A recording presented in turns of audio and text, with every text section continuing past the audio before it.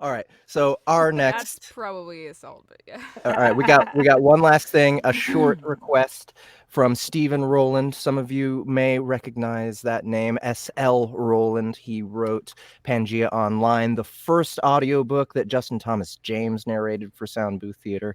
And also he is his Sentence to Troll series has done really well on Audible as well. So you probably know who Stephen L. Rowland is. He has a new book. Well, I'm not sure how new this Path to Villainy book is. Let me check it out. Path to Villainy in Kindle Store. So this is S.L. Rowland, and he released it November 18th, 2020. So just a month it's been out. It's doing quite well. It's already on Audible, narrated by Alex Knox for Tantor Audio.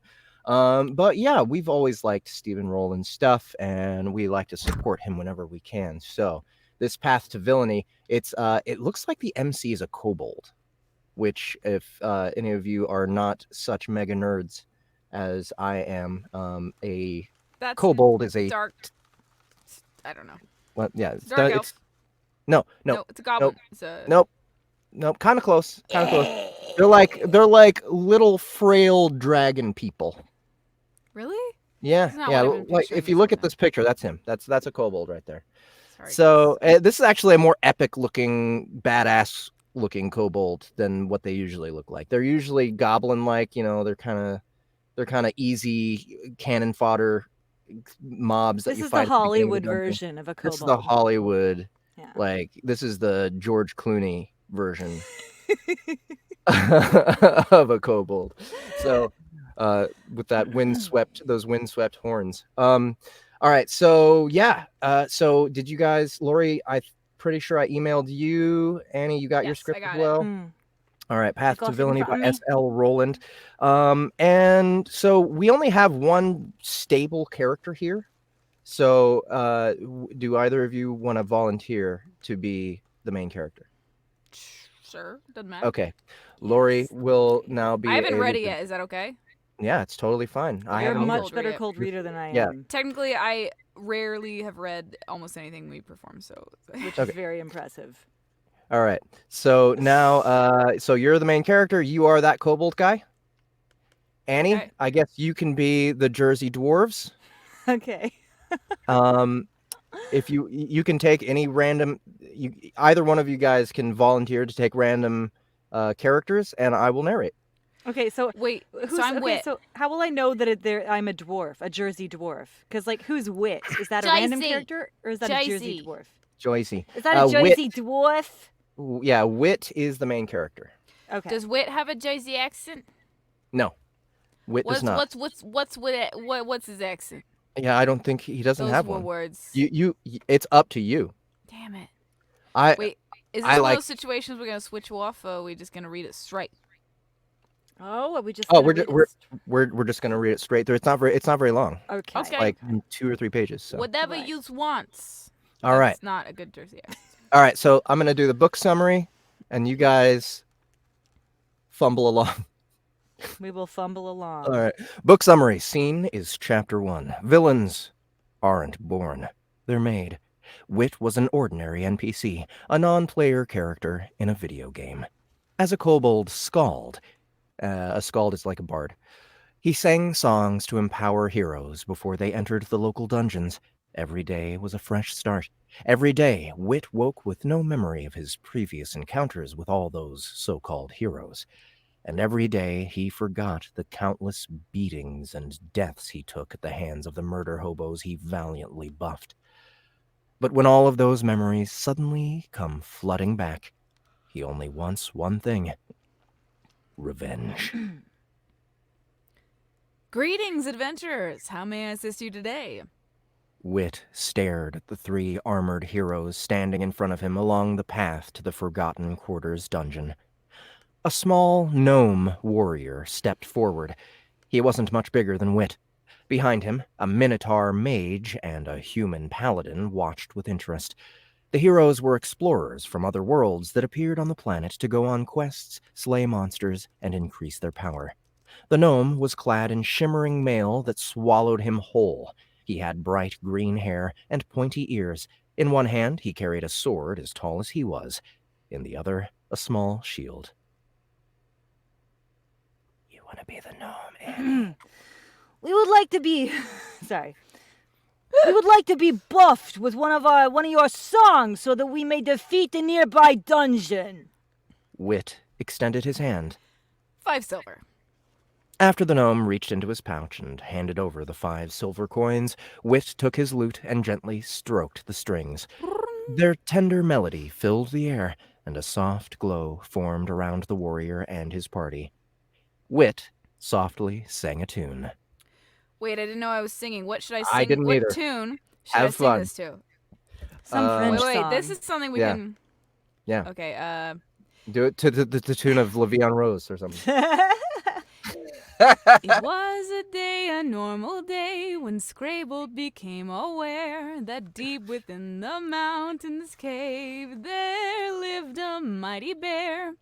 The bear was strong and hardy, but Scrabble was as well.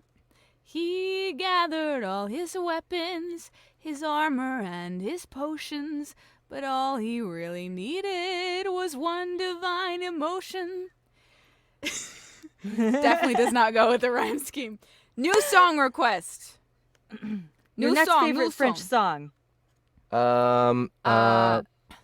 Okay, I got. no Okay. French song. But you guys are gonna know. Okay. No. All right, good. He raged at the beast, and his skin grew hot, his eyes grew feral, and he lost all thought. And when the rage had ended, he once again became aware. Now lying at his feet was the defeated Umber Bear.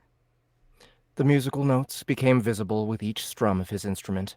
In vivid colors of purple and red, they jumped from the lute and dispersed into the bodies of the 3 adventurers standing before him, as Wit recited the second verse of his song.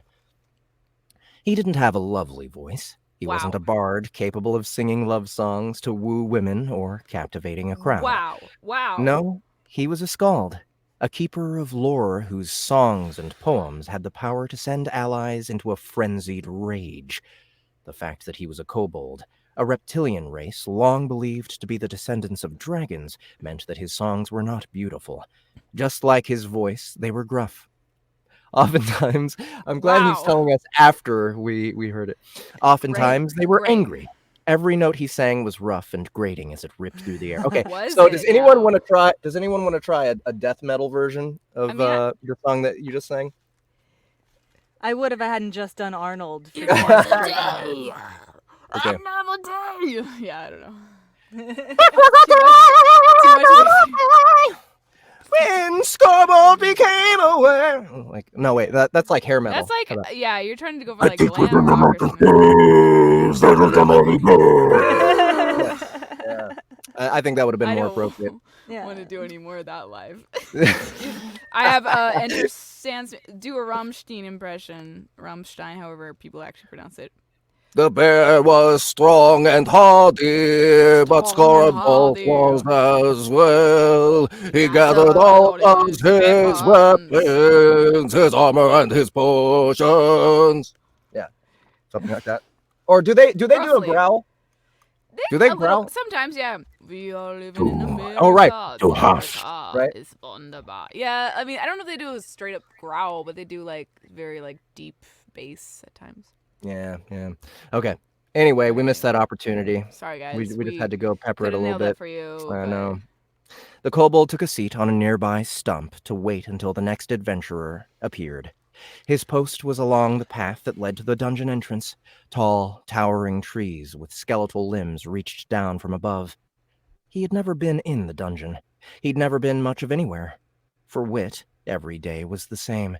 He woke, left his village of Mirkwell, crossed the city of Skullhaven, and waited outside of the dungeon to sell his services to adventurers before they entered.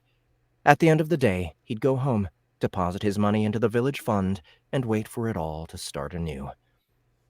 As he sat there, he saw Shecht, a fellow kobold and bartender of the Merry Minotaur Inn, passing by. Wit waved to Shecht. Shecht stopped and turned to Wit. You're a kobold. Greetings, adventurer. Welcome to the Merry Minotaur. Would you like a room or a drink? Wit just shook his head. Every day it was the same. Shecht walked by, said the same idiotic sentence, then carried on toward town. Shecht looked almost identical to Wit, with the same rust-colored scales, reptilian face, George Clooney, good looks, and ivory horns that protruded just behind his ears.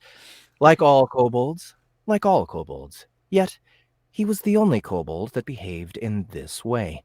He must have been dropped on his head one too many times as a child. How he managed to run a bar, Wit had no idea. The day passed slowly before the next group of adventurers appeared. Wit watched the swaying branches of the trees, not thinking about anything in particular. He turned his head as a raucous party clamored their way over. A group of 4 dwarves laughed and bantered as they approached. A short, stout dwarf carrying a warhammer smashed his weapon into the side of his party member.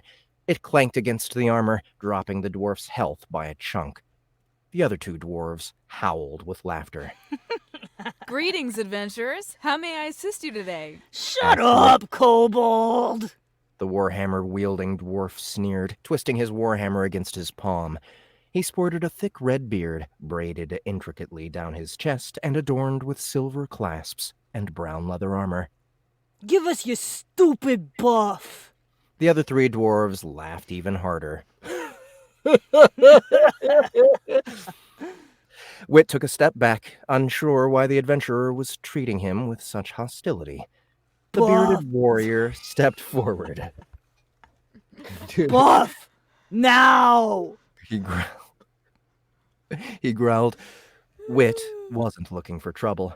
In fact, he wanted to get the song over with so that these buffoons could be on their way. He extended his hand. 5 silver. The group laughed as the warrior handed Wit the coins. An uneasy feeling passed through Wit that he couldn't quite explain. The scales on the back of his neck grew cold. He strummed his lute, casting the party in a golden glow. Then he began to sing. The party nodded their heads vigorously to his music, letting their thick locks whip through the air. The entire experience had Wit on edge. Something was definitely off. When Wit finished his song, a devious smirk spread across the warrior's face. A ring of purple energy swirled around each party member, displaying that the buff had taken effect. The warrior laughed. It was icy, causing the patch of cold on Wit's neck to spread even further. Thanks for the buff, Kobold. The warrior smiled. I've got a tip for you. The other dwarves laughed. Wit scrunched his nose. He'd never been given a tip before. Before he had time to understand what was happening, the warhammer connected with the side of his head. Wit's vision blurred, darkening around the edges. He tried to focus, but all he could think about was the ringing in his ears. Above the dull drone, laughter reigned. A second blow brought Wit to his knees. He fought to stand, but it was no use. His world was darkness and laughter. Then nothing at all. All right, so that's the beginning of that story. Oh, baby. Got hit from a warhammer to the face by a Jersey Shore dwarf. Ugh, it's just awful. It's terrible. It's terrible. You got fate. snookered. Why do you write such sad things, Stephen Rowland? So sad. Wit, baby Wit. Poor Wit. Wit doesn't understand. Maybe you guys will understand him a little bit better if you read this book or listen to it. So, look. You're everything. What's happening? Everything. Oh, okay. Sorry, I'm going ADD on y'all. Yeah, it's all right. It's all right. I'm always catching your music drift. Nobody Okay. goes ADD on me. So check out Path to Villainy by S.L. Rowland. Just came out a month ago. It's on Amazon right now. It's doing well. Check Audible. It's also available as an audiobook on Audible. Please go support Mr. S.L. Rowland. And that will be it for our show for today. So thank you guys so much for coming and hosting the show with me, Annie. As always, your Arnold is mesmerizing. That Grazie. And Lori, thank you so much for coming. And no thank you for not sharing all that liquor. Jesus. Excuse me, there's nobody here. I live alone. There's nobody yeah. here to share with. Also, I drank all of it. By the way, Oh. yeah, James, I sometimes get myself confused with Bonnie, so I couldn't expect anybody. James. Sorry, that was aggressive. Sorry, James. James, All right. actually, were you here for her? I don't know what this voice is. Were you here for her Schwarzenegger impression? It was Watch all the that in a replay. bag of chips. Watch the Annie, don't do it replay. anymore. Annie, don't do it anymore Okay, I until someone won't. I pays you. know, my Okay, voice it's is it's a very valuable precious. performance. She's not gonna have a voice tomorrow. we can't I need waste to it. get voice insurance for sure. Yeah, we all do. But Merry Christmas, everybody. And be sure to visit our website tomorrow to get Kringled Down by Shane Hensley. And Crinkled down. we love you all of you viewers and buyers and purveyors of audiobooks. You're the best. And here we have a nice Christmassy scene to play out to. We do. Play out.